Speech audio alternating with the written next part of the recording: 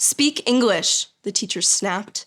Slouched at a graffiti desk, a young boy looked to her with deep, sorrowful brown eyes. As a newly 10-year-old Mexican-American immigrant, adjusting to American public school was challenging, especially considering he was in the 5th grade, yet had never received any prior education. He could not read or write in any language. He struggled with basic math. He only spoke an indigenous dialect of Spanish, which he was now being shamed for because he should just speak English. When I first started volunteering at a public elementary school, I hadn't expected to witness a classroom filled with such anxiety and frustration. Growing up, school was a safe, fun place for me that fostered my love for learning. It broke me to realize other kids may not have the same educational experience as I did. Without thinking, I hurried over to the distressed student, blurting, "Puedo hablar español también?" A meek, downturned smile crept across his face, his eyes now glimmering with hope. From that day forward, it became my mission to provide him with a quality education and educate others on inclusivity. Instead of working on multiplication tables like the other kids, the student spent the majority of his day doing trivial activities alone.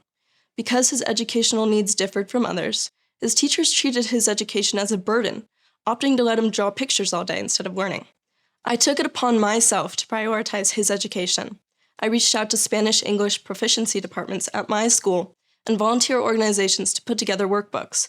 I spoke with local libraries regarding language development books, and I had a meeting with the students' teachers to discuss an educational plan and kind ways that both teachers and fellow classmates can support his academics and transition in America.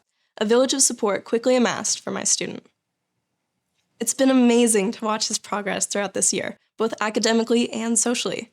Watching the transition of spelling 3-letter to 4-letter words or seeing his classmates include him during recess reminds me of the carefree elementary education that every student deserves.